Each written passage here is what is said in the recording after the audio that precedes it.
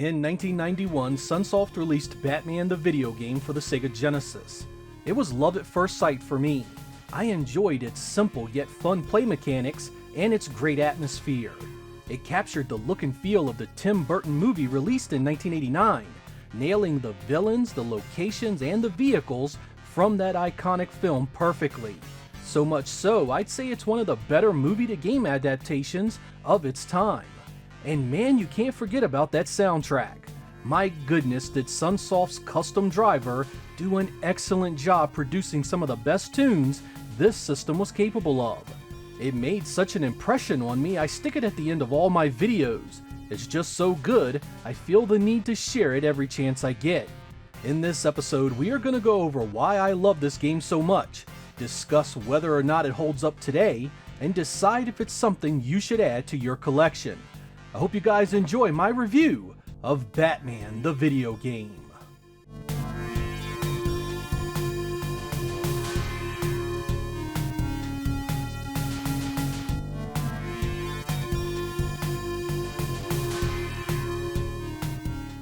The setup and gameplay of Batman will be very familiar to you if you played games in 1991. It's a standard action platformer that has you battling the Joker's minions as you jump and climb your way around 6 levels. This gameplay features the projectile-like batarangs for distance fighting, punches and kicks up close, as well as a jumping flip that does damage if you land it properly. Batman can also block attacks by holding the punch button. Keep in mind though, you can only block projectiles like bullets and rockets.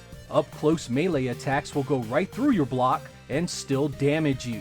The stage layouts are pretty typical. Most levels scroll left and right with the occasional vertical transition. They are littered with heavy platforming segments, and there are plenty of bottomless pits to rob you of your life precious. Some areas have a stronger enemy to battle at the end, some not. To break up all that jumping and punching are vehicle-based stages where Batman gets to play with his wonderful toys. First you get the Batmobile, complete with machine gun and limited rockets. The Joker's men chase you down and you'll need to avoid not just their weapons, but crashing into them as well. You also get to take to the skies using the Batwing, again outfitted with guns and missiles to shoot down the Joker's goon squad. These elements provide even more authenticity to the closeness of the movie, and look and play like a horizontal shoot 'em up. It definitely added some much needed spice to the on-foot sections. Despite Sunsoft releasing Batman games based on the same movie across multiple platforms, each one was different from one another. There is no other port of this title anywhere, adding a bit of magic to it. This is particularly true since it's a licensed game, and will likely never see a reissue of any kind. This is at its heart a true exclusive, and likely always will be.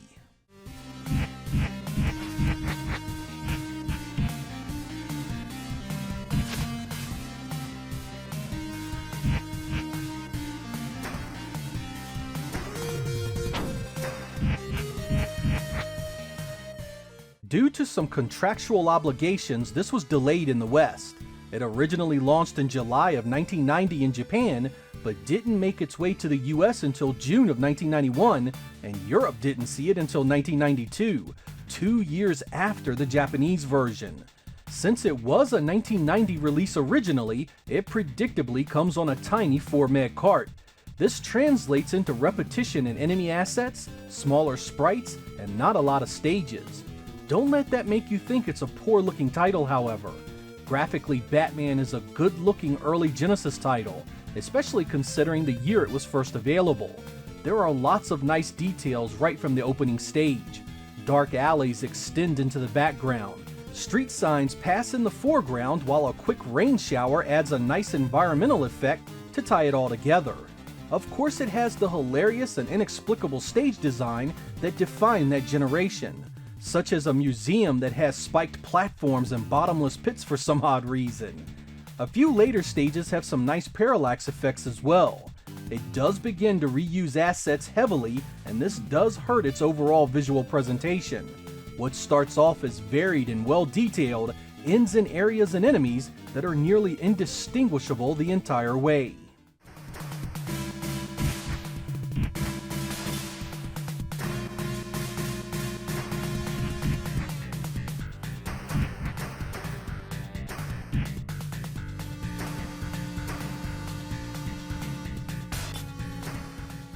One area where Batman excels is its music.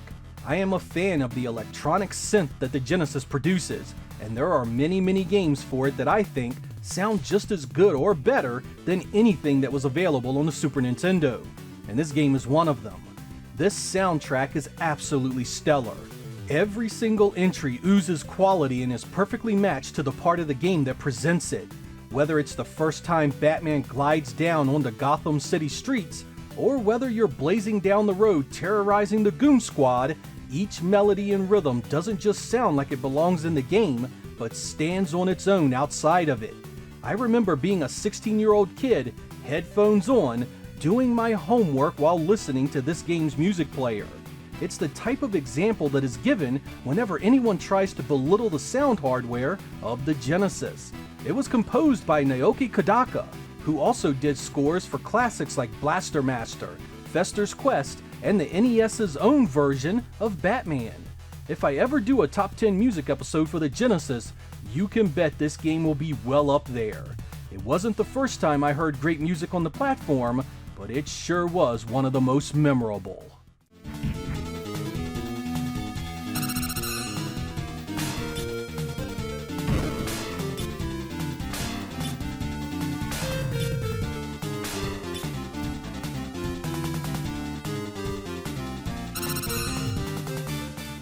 Listening to me speak about the game, you'd think it was a nearly faultless experience beginning to end. Unfortunately, it's not. While I can look at it with the eyes that watch the Genesis software grow over the course of 7 or 8 years, many others cannot. There are numerous games for the Genesis that look better, and many of those are of the same genre. That 4 mag card it's on really does limit things. Right after the Batmobile stage, nearly everything takes a strong turn into plainness. There are entire stages that are one single scene repeated the entire way, which really hurts after we got such a great and varied amount of stuff in the first 3 stages. Enemies suffer much the same. Entire stages are just filled with the same guy over and over again, next to no variety at all. Boss encounters, which should be the ultimate way to mix up the gameplay a bit, all suffer from having virtually one attack animation pattern. Learn it after a try or two and that's it. They end up being no different than any other enemy encounter in the game. So while it's true that Batman the video game has a great soundtrack, plays well, and starts out strong, there is no denying that the late game lacks the same quality. Those vehicle stages do a ton to break things up, but many will still walk away from this wondering why some people love it so much.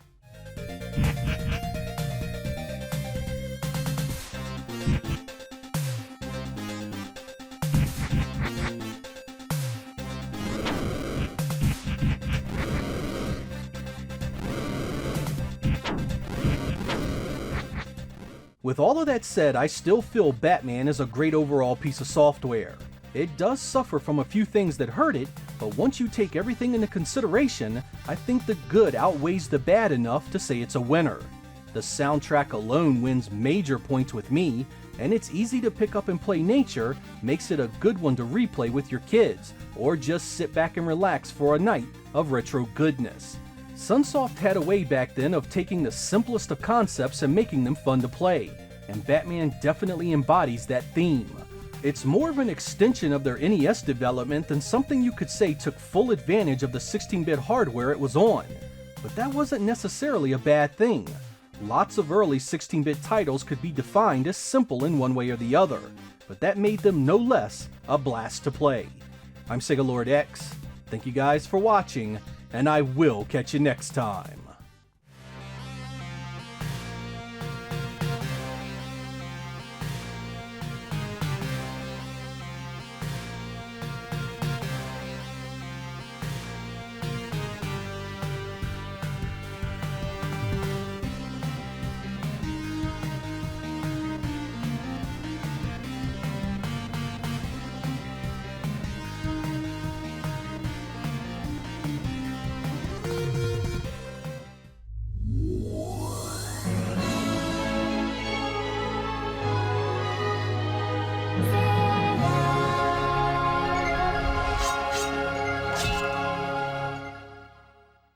In June of 1991, one of my favorite titles for the Sega Genesis was released.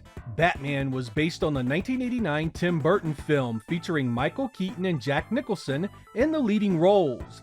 The Genesis version took a bit of extra time to see release in the United States because of Sunsoft's contracts with Nintendo, but I sure was glad when it finally did. While fairly straightforward in regards to design, it played so well and really nailed the look and feel of the film. So powerful was the soundtrack that I use it in pretty much every episode of my show here on YouTube. When you see the credits roll, that's Batman from the Genesis belting out that awesome FM synth. When it was clear in 1992 the Genesis was getting another Batman game based on the second film by Tim Burton, I was stoked, ready for more fantastic action platforming. And the initial magazine reviews were promising. Places like GamePro really spoke well of it, so much so I really thought I was getting a sequel of similar or better quality than the first. But what you are about to see is a review for a game that fell well short of my expectations. An early lesson that game reviews are subjective opinion and should never be taken as anything more. In this episode, we are going to take a look at Batman Returns for the Sega Genesis and find out why it's one of the most disappointing releases for me on the platform.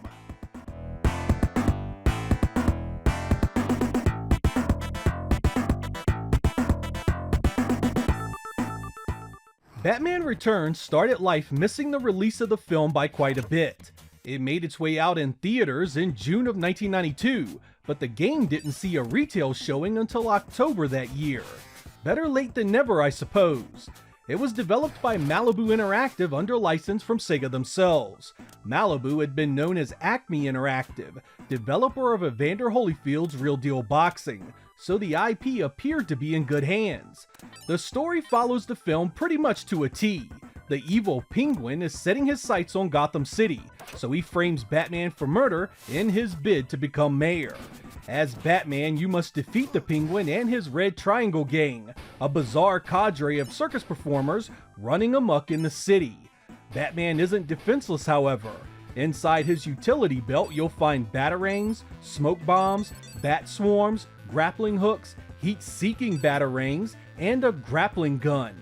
Each item has an effective use, but you must expend each one wisely. There is a small amount of ammunition available, and you can only procure more in the field. Their use is pretty much what you'd expect. Batarangs are distance weapons, smoke bombs stun enemies, bat swarms stun and do massive damage, super seeking batarangs hone in on enemies automatically, and the grappling gun hits enemies low on the ground. The grappling hook is for getting around the play area. You can use it to swing and to get to higher ground. In addition to your utility belt items, there are also life replenishment hearts scattered around the stages, and of course extra lives. Batman also has close quarters combat, punches and kicks that can be used anytime to help you deal with the enemies and bosses. The majority of your combat will be composed of these attacks. The stage layouts are pretty much of the hardcore platforming variety. There are plenty of areas to fall to your death, though Batman does have a limited flight power to help you slow your descent if you aren't sure where you can or cannot go. This is governed by a meter, and yes, you can run out of it. Of course, there is a boss or two that waits for you at the midpoint and at the end of most stages, typically a character or set piece from the film. These fights range from incredibly easy to brutally difficult, making your lives a valuable commodity. You do get a set of limited continues, but they start you back at the very beginning of the stage, no matter how far you made it beforehand.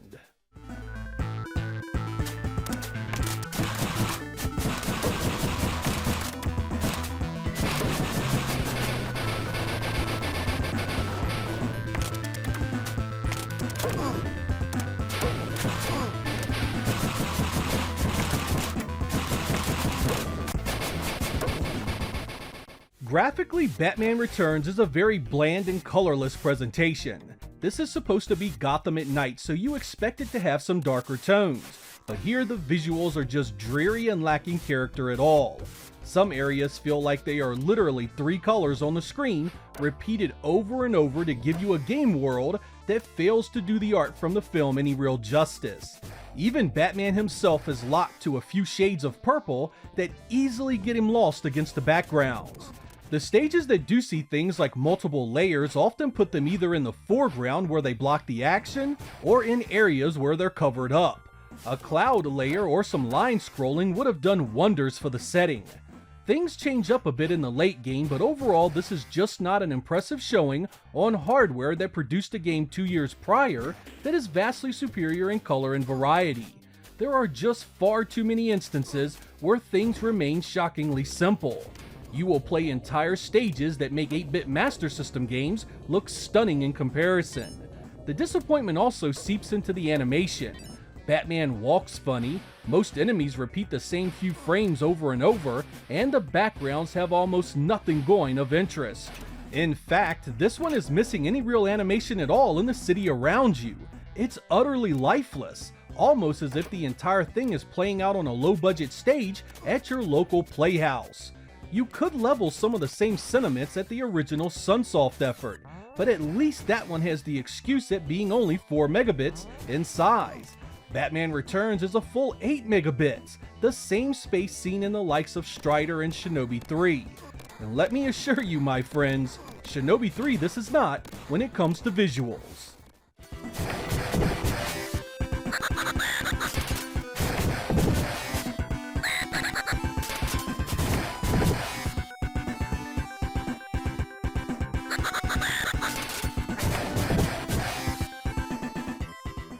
As I mentioned before, Batman on the Genesis had one of the most impressive soundtracks that hardware ever produced. I mean, it's god tier among the content created for FM chips. Batman Returns, on the other hand, is a gems-driven letdown. And I mean, it's so far off of the Sunsoft produced tunes, it sounds like it's coming from a completely different machine. The compositions are so forgettable and so weak in tone and presence, you could cut the music off entirely and it wouldn't bother you a lick. It's not the worst gem soundtrack on the Genesis, but as a sequel to the awesome Batman, I was expecting so much more.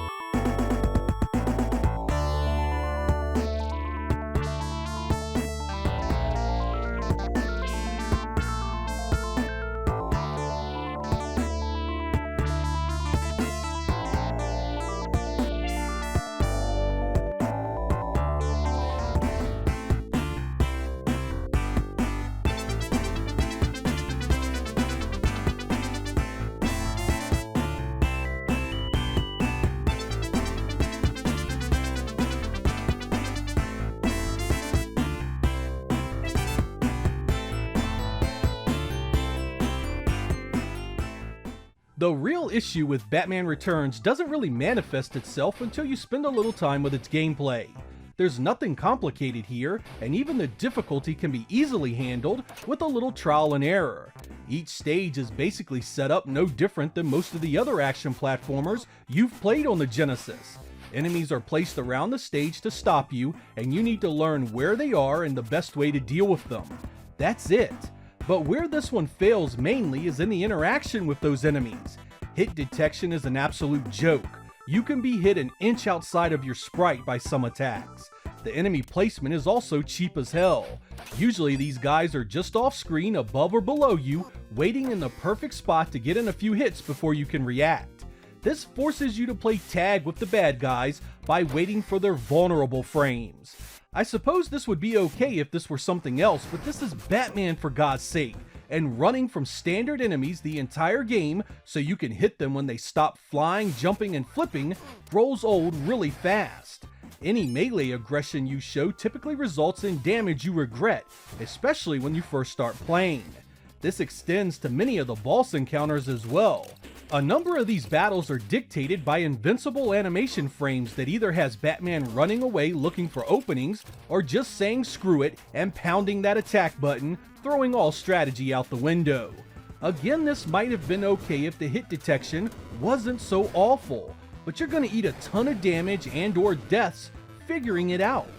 The great equalizer, of course, are your weapons. They do indeed make things easier, and you do well to explore every nook and cranny to keep your ammunition as high as possible. In fact, keep that ammunition high, and this game can actually be a breeze, because there is a ton of life replenishment in each area.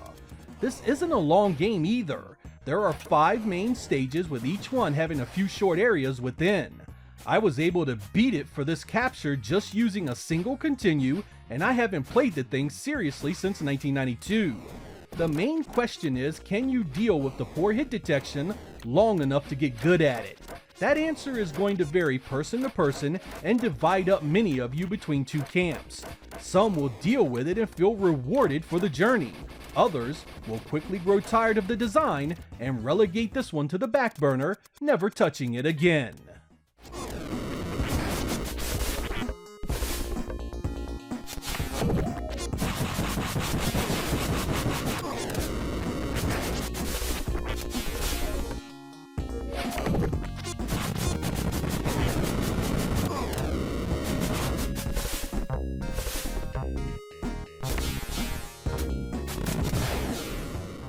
I have to confess that I'm harder on Batman Returns than perhaps is fair. My enjoyment of the first one no doubt drives my intense dislike for this one. How did we go from the simple yet fun original to the reality of this? This just is not the game it should have been. It could have looked better. It could have sounded better. The gameplay could have been more interesting. This is even missing the vehicle-based stages from the first. A few driving areas could have really added some much-needed variety and gotten us away from the things the game doesn't do so well. To their credit, I believe Malibu Interactive realized this themselves, which is why we received Batman Returns on the Sega CD. That added a number of extra stages with the various vehicles from the film, not to mention a radically improved soundtrack that replaced the weak Gems crap we heard from the cartridge. I do recommend you play the Sega CD version if you want to give this a try. That extra content makes all the difference in the world and can make this far more tolerable than the cartridge alone. Perhaps the saddest reality is that Konami handled the license on the Super Nintendo, releasing a beat-em-up that I preferred so much more. I was usually happy when Sega handled its own games, but this is one instance where I really wish they had stayed away and let Konami bring over a remixed version of what we saw on the Super Nintendo. If it had turned out anything like Hyperstone Heist, the Christmas of 1992 would have been a whole lot merrier. I'm Sega Lord X, thank you guys for watching, and I will catch you next time.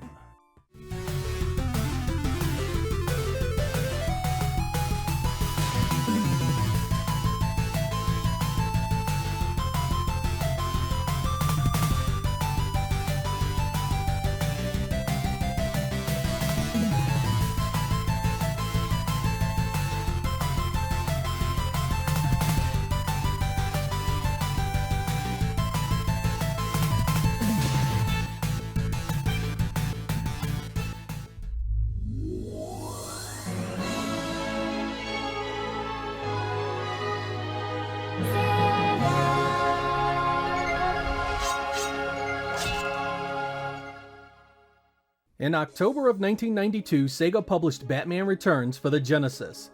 I had enjoyed the Tim Burton film from earlier that year, so I was really looking forward to a game based on that content. The previous Batman film had also given me a game I had loved to death on the Genesis, so I was really hoping for a more refined and expanded experience of that. Batman Returns was nothing of the kind. Developed by Malibu Interactive, it was again a side-scrolling action platformer that had Batman running, punching, and doing most of the things you expected. But man, did I hate the design of this one. Aside from enemies that could hit you well outside of your sprite, there was always stuff falling on your head, coming out of the ground, or swooping by to do you harm. The environment itself was a hazard, and you never got a second's peace because of it. This came at a time when Sega was making sure that their games were hard due to the game rental market, a practice that ruined many games. Right from the moment you take control, you are under siege, and it was absolutely fatiguing. Good game design sees the challenge escalate over time, giving you a chance to acclimate yourself to the content. But Batman Returns makes things tough by flooding the play area with things that damage you easily. Worse, your basic punch is nearly useless in a great many circumstances. This leaves you a dependence on the weapons, which unfortunately can be scarce at times.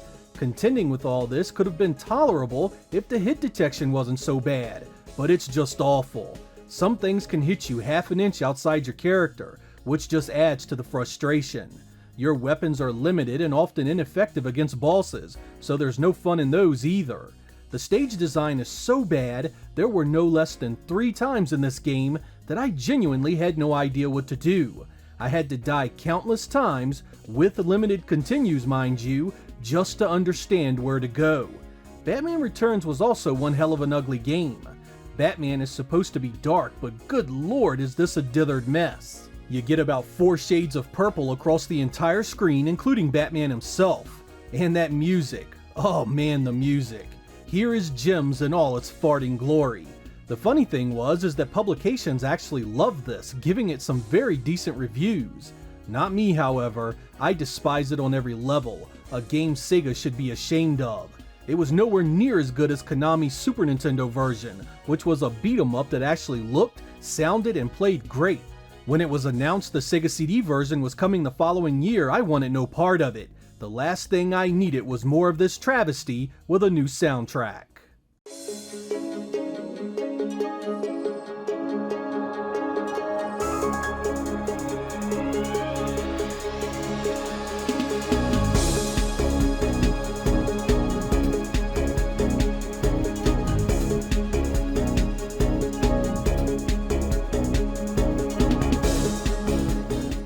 Released in March of 1993, I began seeing ads for Batman Returns for the Sega CD a bit before that.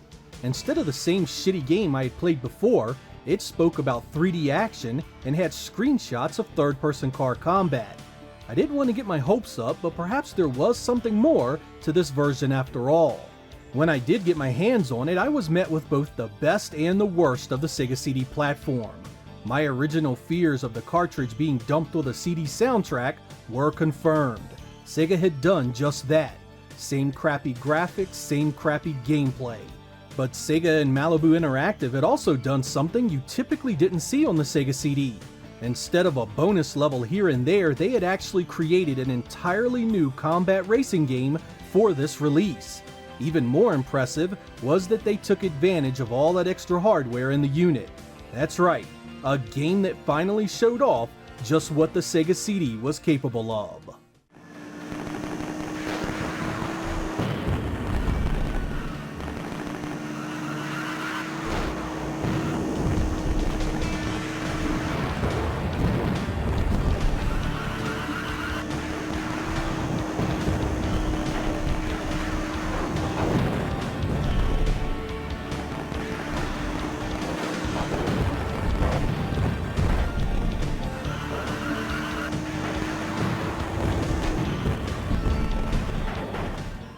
The 2 games of Batman Returns can be completely separated in the options menu. You can keep them combined and play them together, or you can completely turn off one or the other. The driving segments aren't just some tacked-on afterthought like most bonus content for the Sega CD. There is a fully featured combat racing experience here, and believe it or not, it contains 2 distinct games itself. The first is the Batmobile, and it's fully loaded for battle. You get unlimited machine gun rounds and a set of missiles that can be replenished during the race.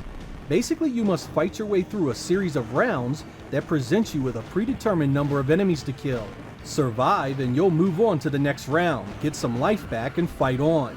The combat isn't just weapons based, you can use your Batmobile as a battering ram as well. You want to make sure you hit the other vehicles at an angle so you don't damage yourself. Enemies also have missiles, Molotov cocktails, flamethrowers, and other means of causing you harm. Keep moving, don't be afraid to slow down to avoid damage, and keep those machine guns firing and you'll do fine. Once past the scrub enemies, you'll need to face a larger vehicle that is much tougher to dispatch. You'll need to strategize a bit more, measuring your aggressiveness, and use those missiles wisely. Be aware that a time limit is in place as well, and you can lose quite easily by letting it run out. You also get a second vehicle from the movie to take for a spin, the Bat Ski Boat. These take place in the sewer and are far more obstacle-based than the driving sections. There's stuff to run into everywhere, and you'll need incredible timing to deal with it all. Pushing you along is the previously mentioned time limit. Go too slow negotiating the obstacles, and you'll lose anyway. Memorization here is the key, and you'll need to replay these sections numerous times to see the ending.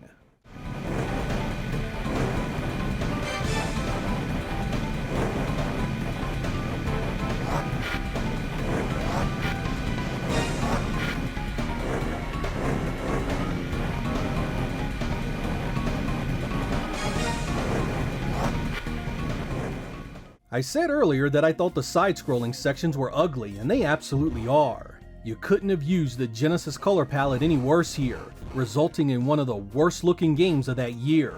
Luckily the driving sections go a different route, and while much of it is still dark, the addition of a fully functional sprite scaling engine is nothing to sneeze at. Buildings, enemies, weapon fire, and debris all move along the screen in impressive detail. It isn't 60 frames per second arcade superscaler smooth, but for a home console engine, this was simply unheard of at the time. Unlike the limited scaling of the Super Nintendo's Mode 7, the road in Batman Returns could rise and fall, it could be uneven, bumpy, and the water stages could flow up and down as you'd expect. While the Sega CD was being hyped up before its release, these were the types of graphics I had been hoping for. Games that genuinely looked so much better than anything the Genesis could have done alone. This was at a time before the launch of the 3DO, Jaguar, or the introduction of mainstream polygons at home, so the feeling of 3D space in a title like this was an impressive and appealing addition. You didn't get graphics like these outside the arcade often, and when you did, certainly not as well done. Sega should have exploited this engine and released numerous games based around it. I know full motion video games have its fans, but for me, this right here is what the Sega CD should have been all about. Giving us game experiences you simply couldn't get on any other home system at the time.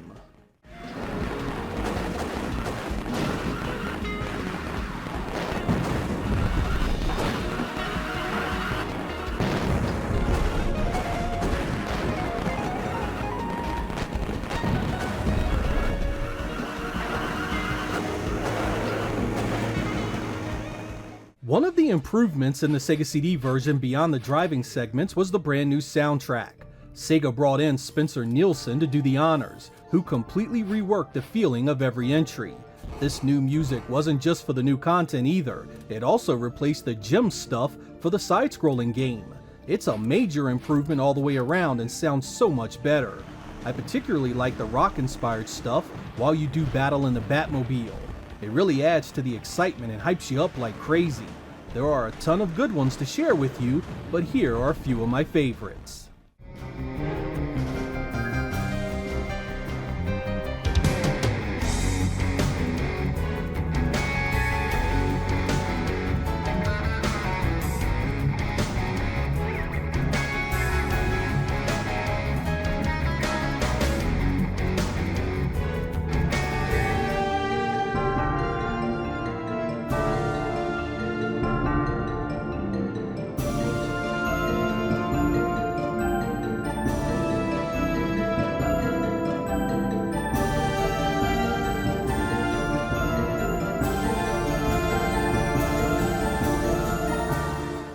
While I want to sing Batman Returns praises, there are of course numerous reasons why you may not enjoy this one. Because of the debatable quality of the side-scrolling stages and its availability on the vanilla Genesis, many of you will likely rely on the driving sections as the reason you play this version. I'm confident in my recommendation that it's a fun addition and well worth playing. However, it's tough. Damn tough. You'll need to play a number of times to get a feel for it, and it can quickly frustrate you. Some enemies can even kill you in seconds. This is especially true of the Bat Ski Boat stages. This is time-constrained, Twitch-based gameplay that will not tolerate many mistakes. There is a practice mode with unlimited continues, but you can't finish the game that way. To see the end, you'll need to push through this difficulty with only 3 continues, something that will chew up and shat out all but the most dedicated among you. With that said, I still love this one. While far from perfect, it managed to show off my Sega CD in ways few games had before or even after it. A large portion of the Sega CD library was either Genesis games with a few scaling bonus stages or full motion video based stuff. To see an engine like this finally take advantage of the chipset was satisfying and reason enough to own it. The side-scrolling levels still sucked and the game was hard as sin overall, but it was a showpiece title that made you proud to own Sega's often ridiculed CD add-on.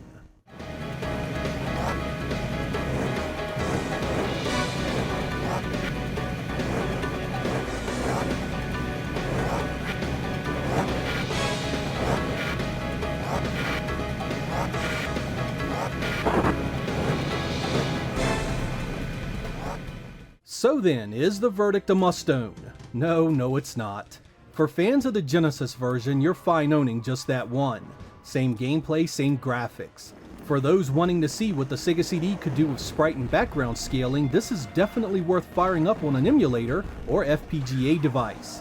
It definitely had the hardware to do pseudo 3D on an impressive level, and had more games used this type of engine, it may have sold a tad better.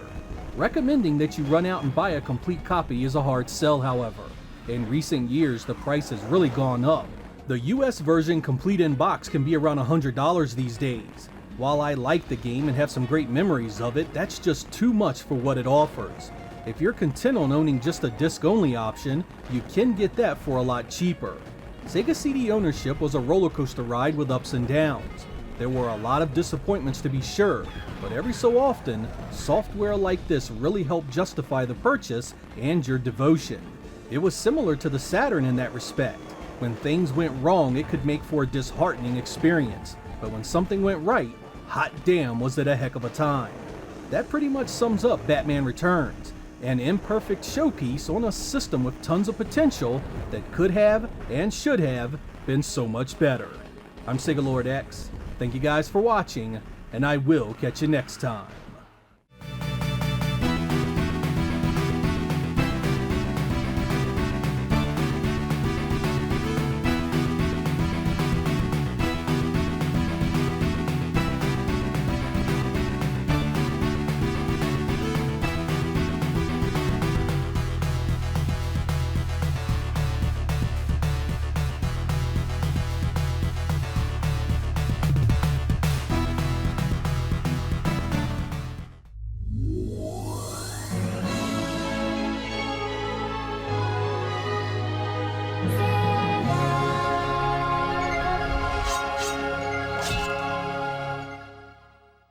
One of the coolest things about early 90s game development was that most game consoles got their own versions of certain titles. When you played Turtles in Time on the Super Nintendo, it was not the same game as Hyperstone Heist on the Sega Genesis.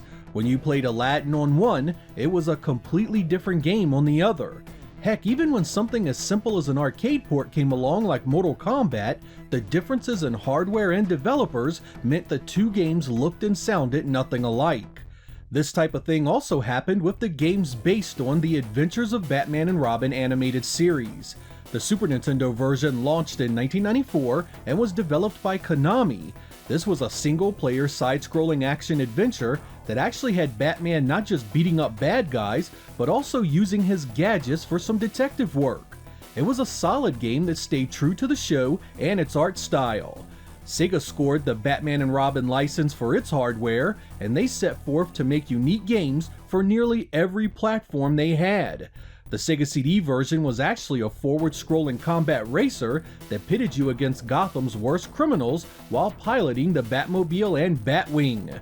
While not the best game on the system, it definitely was a welcome change to the full-motion video titles that flooded its library. The Game Gear version was an entirely different game from there. Developed by Novo Trade of Echo the Dolphin fame, this was a pretty standard action platformer.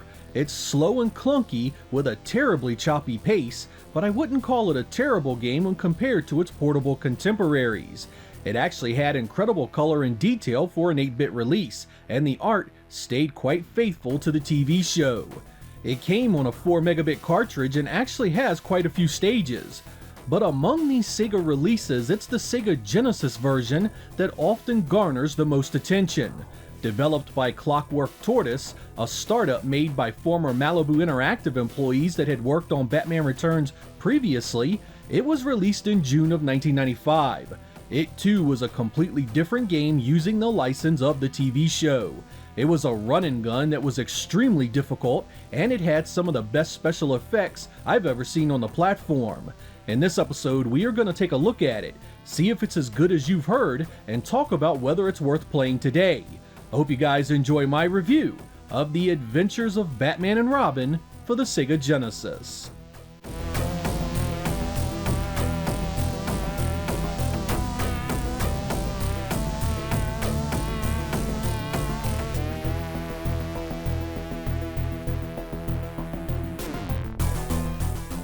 The story here has Mr. Freeze up to his old tricks in trying to turn Gotham City into a giant icicle. He knows he'll need some help, so he breaks out some of Arkham's worst criminals to keep the Caped Crusader at bay.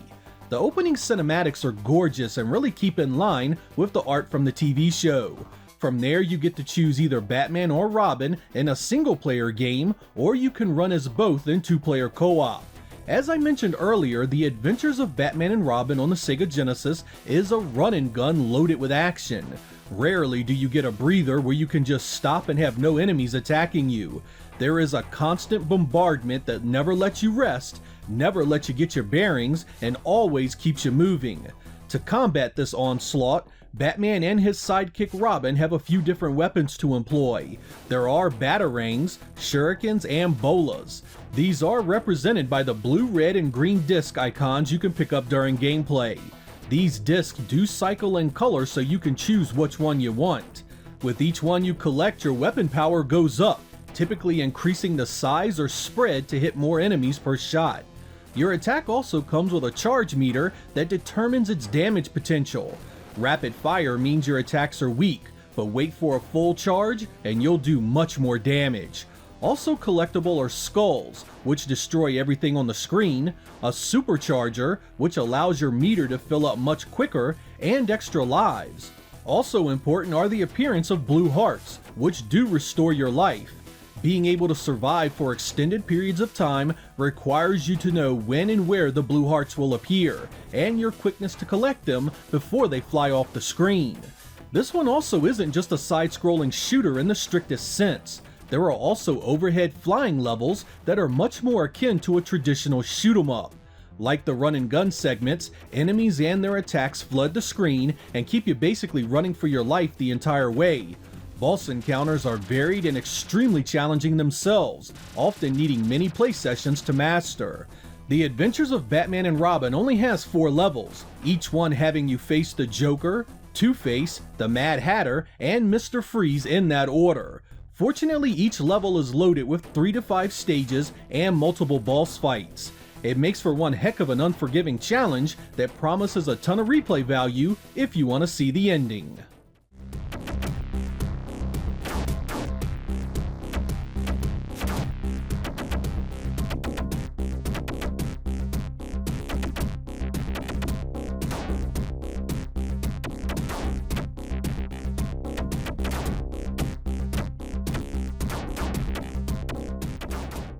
The visuals of this are nothing short of astounding. The 16 megabit cartridge holds some of the most impressive special effects you'll ever see this hardware pull off. Smooth sprite scaling, sprite rotation, line scrolling, transparencies. I mean, nearly every new area offers something new to gawk at, and there were times my jaw was on the floor because I had never seen the Genesis do anything like it. The impressive nature of these special effects tend to overshadow the base graphics, which are still pretty good themselves. The animation of every sprite is smooth and in line with the better games of the era. Just watching Batman run and climb is a joy to behold. This game also uses the Genesis shadow and highlight mode to some pretty impressive results. The colors here really pop while still retaining that dark and gritty feel from the animated series. It's also pretty impressive the amount of stuff that gets put on the screen at once. It has a few ticks of slowdown here and there, but for the most part, this runs fast and smooth the entire way through. There really isn't much to knock about its visuals. I mean, as far as technically impressive efforts go, you have to respect the work that went into this. Clockwork Tortoise almost makes it seem like the Genesis can do this stuff in hardware, it's so smooth and seamless. The first time you see those city streets moving from way up high, or see that eye-popping scaling, it'll quickly redefine your opinions of what the Genesis was capable of and how other developers could have done so much more.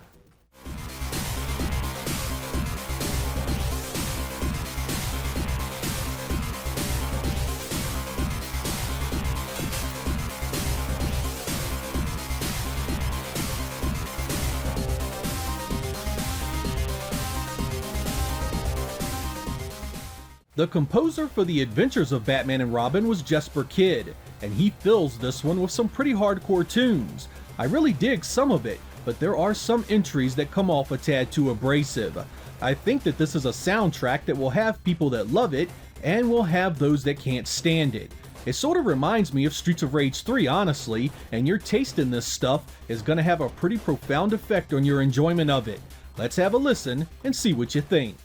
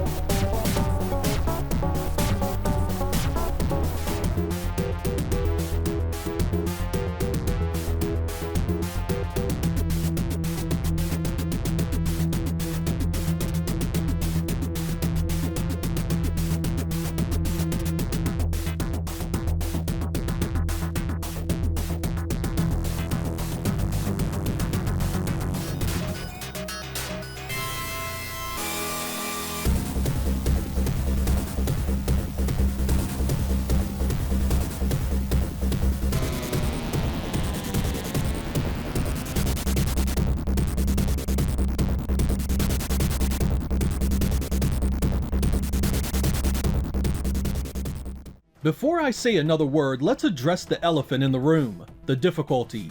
It's real, and it's such a potent part of this game's experience, it will affect more of you than not. This is not a casual game, and if you think just a few sessions will get you to the end, think again. On my best play sessions, I will often sift through its 6 continues, just getting to the 3rd level to face the Mad Hatter. I've only ever made it to the 4th stage a few times before I give up the ghost, and it's game over. I have never legitimately beaten this game start to finish without the level select. Getting good at this game requires time and dedication, knowing where to get your life back, knowing where the extra lives are, and maximizing your weapons and attacks to their fullest potential. Being at the wrong place at the wrong time can see a life bar decimated in seconds. There really is nothing quite like this on the Genesis in terms of intensity. Every step is a fight for position and survival. It's definitely not the type of game to play to relax. But even with all that said, The Adventures of Batman and Robin has a replayability that makes you want to do better. It drives you to see the next stage or defeat that boss that just wrecked you and stole your last continue. No doubt you'll eat many deaths trying to learn its strategies, but it's fun to try the different methods of survival, finding which weapon is best for which situation. When a game can punish you like that, but keep you coming back for more, it's doing something right. Add in the excellent visuals that make you want to see as much of the game as possible, and you have a tough but addictive game that does more right than it does wrong. Aside from the difficulty, I also want to bring up the repetitive nature of the enemies. Sometimes you will face long stretches of fighting the same bad guy to the point of ridiculousness. Some areas double down on the same 2 enemies for so long, you'll be asking yourself, are you doing something wrong?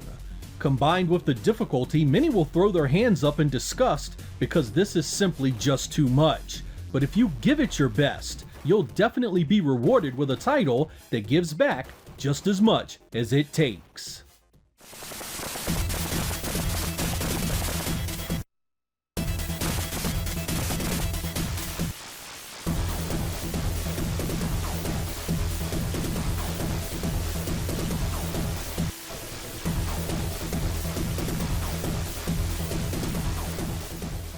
If you are in the camp that can't stand this game, don't worry. It was divisive even back at the time of its release. A quick look at the media of the time reveals many publications hammering the fun factor because of its incredible difficulty.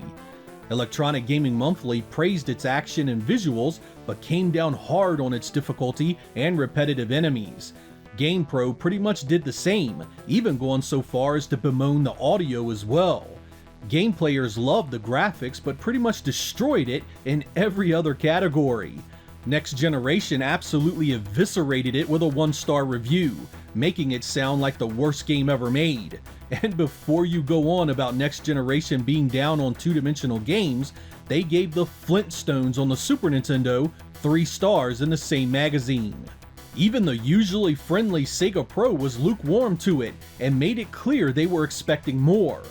I think one of the big issues with the Adventures of Batman and Robin is the fact that difficulty completely takes away from the feeling of being a superhero. Even the lowliest of enemy here can wreck your health bar, and you never feel powerful or in control of anything. Leaving Batman in a position of running for his life constantly kinda undermines the property itself. So while I would argue that a run and gun is not the best venue for a Batman title, I still feel this is quite the solid effort, even if the IP is somewhat misplaced. Your expectations going in will make or break this experience. If you think you are gonna come in as the Dark Knight and spread fear and terror to the criminals of Gotham, boy do you have a rude awakening coming your way. But if you go in expecting the fight of your life that gives you some of the best visual effects on the Genesis, you may come to appreciate this one as much as I do. I'm Sega Lord X. Thank you guys for watching, and I will catch you next time.